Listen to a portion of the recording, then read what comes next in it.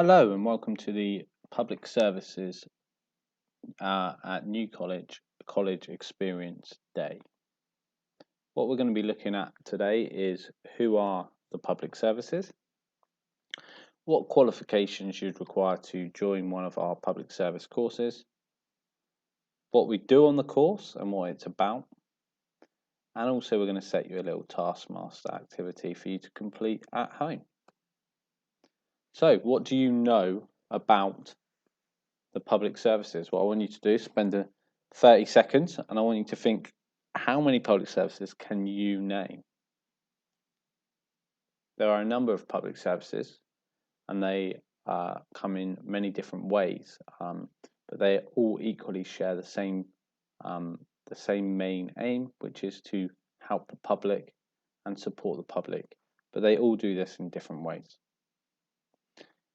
From these pictures you can see that there are a number of different public services, and I'm going to go through some of those that we mainly focus on during the public service courses. Who are the public services? The first sector we have is what is known as the emergency services, and this includes the police, fire and rescue, and ambulance, as well as often things like coast guards as well. These are known as the emergency or sometimes the blue light services, and they're the ones that will respond on UK soil during an emergency. We also have the military. The military are made up of the Royal Air Force, the RAF, the Army, and the Royal Navy.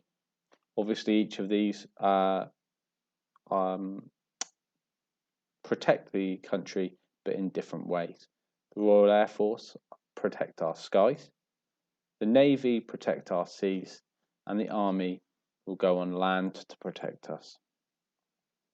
However, they do often work together. Same with the emergency services. They will work together during an emergency, and sometimes our emergency services and our military will work together to make sure that they are able to protect the civilians or the general public to the best of their ability. The third sector. I've given you some examples here, but the third sector are those organisations that are normally charities or certainly voluntary organisations that support our public services. These are also sometimes known as non-statutory organisations. And in 2020, due to the amount of cuts that we've had in the public services, the third sector is getting more and more important. And we are now focusing more on the third sector as well as the emergency services and the military when we are teaching the public services. We do also see a lot more of our students go into the third sector when they leave us at New College and their public service course. Some people will actually go into the third sector to gain valuable experience to then step into a public service. Some of the third sectors we may talk about or you may recognise are St John's Ambulance, Wiltshire Air Ambulance is our local air ambulance, Red Cross, which works across the world, and we have the UK Red Cross. There are plenty more. There are hundreds of charities across the country that support our public services, and they're becoming more and more valuable. Central and local government. We will also talk about the government because the government are a public service alongside our local councils as well. So we'll talk about the government departments. So the different parts of the government that make up our overall government in London. We'll talk about county councils, borough councils, and other local councils as well, and talk about what their responsibilities are and how they help people. And finally, there are additional services. So we would talk about the prison service, Coast Guard, Mountain Rescue, to name but a few. And again, these are becoming more and more valuable, and we do see more of our students move into these. Just a little bit more about entry requirements to our public service. We offer 3 different levels here in FE, and we also do offer a further 2 in HE. Our first one, often known as entry level, is a level 1, and you would go on to this course if you've achieved grades of between 1s and 2s in your GCSEs. This course enables you to gain valuable experience about the public services, as well as an understanding of how to work on assignments and college work at New College. Lots of our students will do a level 1 and they will then progress onto our level 2. The level 1 covers lots of the same units, and we will go through the units in a minute, but lots of the same units that you would then go on to learn at a higher level at level 2 and hopefully level 3. And we have had students at New College go from level 1 to level 2 and then do their 2 years on level 3 as well, completing a 4-year cycle and coming out with a level 3. The next course is our level 2. To get onto the level 2, you'll need 4 GCSEs grades 3 or above, including English and Maths, and you must have a grade 3 in your English. Another way onto this course is, as I said, completing the level 1 and progressing onto our level 2. Often people on their level 2 will be retaking one of their English or Maths because they haven't achieved a 4 in their English or Maths. This course is equivalent to 9 hours a week with public services, and then you will be doing 4 hours of English and 4 hours of Maths, or one or the other depending which one you're retaking. Again, you will cover lots of different units on this course, and they are linked to the units you would then go on to learn on your level 3 course. Every year, we have a number of students progress from level 2 to level 3, and what we ask for is that they achieve their English GCSE if they're retaking it, and they achieve merits in their level 2. Just to explain a little bit more by what I mean as a merit and how the assignments are graded, on a BTEC or an NCFE course for your public services, you are graded pass, merit or distinction for your different assignments. To achieve a merit overall, you need to be getting merits in the majority of your assignments and perhaps a couple of distinctions where possible. This will enable you to progress from level 2 to level 3. And it's the same in our level 3. The only difference there is you will come out with equivalent to 3 A levels. So you may come out with merit, merit, merit as an example, or you could possibly come out with distinction stars. So D star, D star, D star. These are equivalent to UCAS points and enable students to go on to university or to go into a career in the public services. To enter directly onto our level 3 course, there are a number of routes in. One of them is to, as I said, get a level 2 qualification alongside your English and hopefully a merit in that level 2 to progress onto our level 3. To enter directly from GCSEs, you need to have at least 5 GCSEs grade 4 or above, and this must include your English. If you're having to retake your English, you cannot go onto our level 3 course. Your level 3 course is what we call a full-time course, so you cannot do any other courses alongside it, and it is approximately 15 hours a week. Now, I know that doesn't sound as full-time as perhaps your school timetable, but that is what's deemed full-time at college. This does often enable people to do part-time work alongside it, but it also gives you time to complete the assignments or projects that you have for your level 3 qualification. The level 3 qualification is a 2-year qualification, and you will complete a number of different units. As I said earlier, you will then come out with equivalent to 3 A levels, should I say? Sorry. On our new level 3, we've started a new level 3 specification. I must warn you, there are 2 exams. You will take them, one in year 1 and one in year 2, but we will have you prepared for them. And as most of you have sat GCSEs, you'll be used to exams.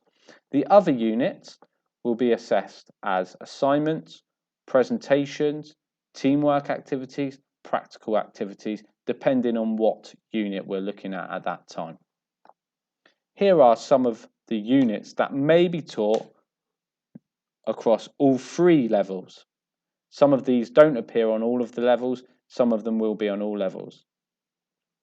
Some of the units you may look at and some of the things we look at: citizenship and diversity with the public services, teamwork and leadership, which is always a popular one, government policies and the public services, so we do look at the government, employment and career planning to try and get you ready for applying and going into public services when you leave us at college. We also look at responding to major incidences, which focuses mainly on the emergency services, but as I said earlier, often it will include the Army and Navy if needed as well. We look at security in the public services, and this is where we focus on other job roles as well, because security, there are a number of different roles within security that aren't specifically working for the public services, but could be working with the public services. One unit that does appear on all levels is fitness for the services. To get into any public service, you have to pass fitness tests. Now, some people love this and some people do not, but you must get to a certain level of fitness to get into any public service. And we use this unit to get you ready. Often it is just about giving it a try and trying your hardest, and then reviewing and reflecting on how you can improve that. One unit that all students love is our outdoor activities, and again, this is on all 3 levels. Outdoor activities gives us an opportunity to learn teamworking skills, responsibilities, communication, and enables people to push themselves outside their comfort zone. With outdoor activities, these may be water-based or these may be land-based. And in previous years, and this does change every year, so do not hold me to this, but in previous years, we've done mountain biking, rock climbing, canoeing, kayaking, paddle boarding, you name it, we've given it a go. Other units we look at are criminology, which is becoming more and more popular, particularly at level 3, where students are wanting to go on to university and wanting to go on to become a police officer. Criminology is becoming more and more important.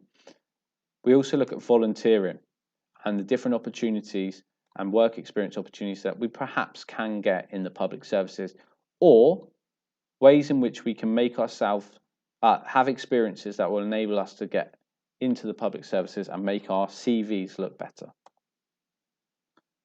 So as I said, we do lots of this. We try to get you out as much as we can, and we try to go on trips. Obviously, with COVID at the moment, this is becoming a little bit more challenging, but where possible, we will take you on trips. As you can see here, we do rock climbing, abseiling, mountain biking, and in previous years, we've gone up to we've done an overnight stay at these outdoor activity centres. We also do this, water sports. This one, these pictures were taken in South Cerney, and this was a day trip for our level 2 students out to do their water sports. Now, of course, these are lots of fun, but they also have a serious element because they are part of the assessment, and they give these students the opportunity to then reflect on how well they worked as a team or how well they showed their skills. We also go to as many different public services as we can, and we also get a lot of public services to come in and visit us here at college. What you're seeing here is in the top left and top middle is our level 3 trip to what we call Army Week. Army Week gives us an opportunity to spend a week down on the Salisbury Plains with the Army, learning lots of different skills, lots of team working, lots of communication, and lots of leadership skills. This is always a popular trip and gives the students a chance not only to see what life might be like in the public services, but to get away and form good friendships. Although it's based at the Army do try and give you as much information about other opportunities as well. In the top right and the bottom left, you can see our trips to our local fire stations, where the students get to experience lots of different things that the firefighters might do. Again, this is a very popular trip, and we often allow the level 2s and the level 3 year 2s to go on this trip. Bottom right is a trip to the government. Now, not everybody loves the government or the Parliament, but it gives us an opportunity to look around the House of Commons and the House of Lords, and it is an interesting trip, and the students often take lots from it.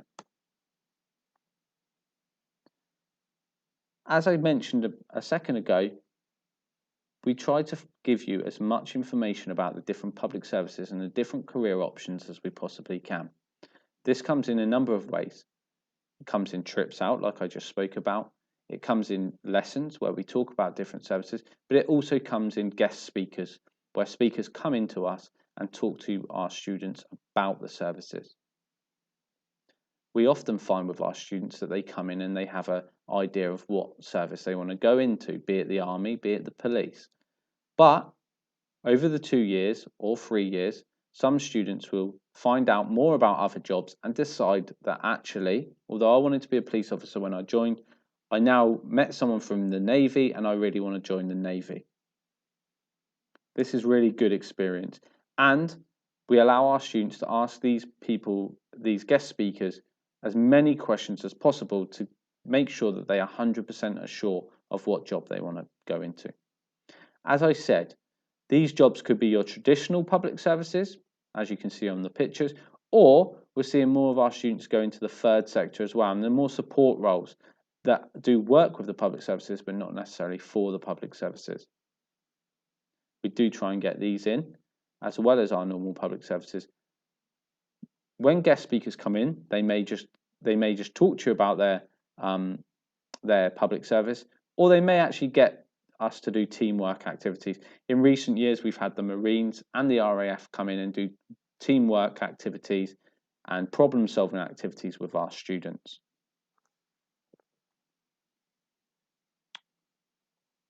As I mentioned earlier, one of the big elements of all the public services is fitness and health.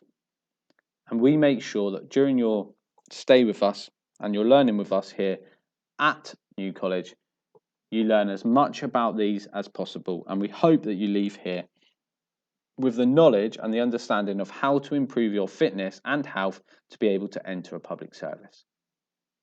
All public services have fitness requirements, and you have to meet them to be able to join that force. What we don't want is somebody who's passionate about joining a public service failing to join their dream job because they aren't fit enough. So we help you understand how to get fitter. But we must tell you all of this with the warning that actually, as interesting and as exciting as all of that is, and they're the parts that us teachers enjoy the most as well, we also do a lot of studying and a lot of classroom-based lessons. We always say that about 80% of your public service course will be in class and 20% will be out of class and what we would call the more fun stuff, trips, visits, and all of that. The 80%, of course, is also often the most important part. This is what will get you your grades and your achievement to be able to go on to your chosen career when you leave college. All of our courses have assignments. All of our courses have presentations as part of their assessment. As discussed earlier, the new Level 3 spec also has 2 exams. We, of course, will get you ready for these exams and make sure that you are 100% confident before you go into that exam. One of the benefits of the way that the BTEC works is that if you did for any reason not pass that exam, you would have an opportunity to resit it and to still be able to pass your qualification. Although the lessons, although they are 80%, we still try and make these lessons as engaging as possible, as interesting as possible, and as relevant to the public services. They may include teamwork activities, group activities to make them engaging and to make them less like a formal lesson. Now, that was the boring part, or shall I say the information part. We want to set you a challenge. All public services require teamwork and problem solving. So we want you to spend 15 minutes to build the highest freestanding tower using household items.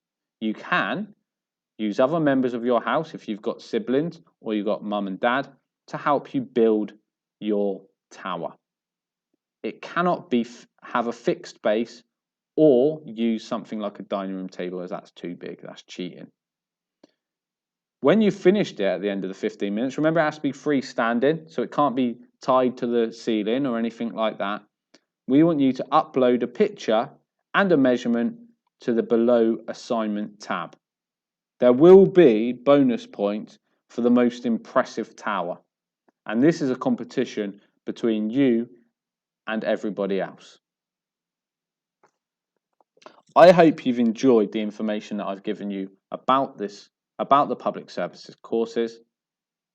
If you do have any questions, please do email jamie.rice@newcollege.ac.uk and he will be able to answer any questions you have.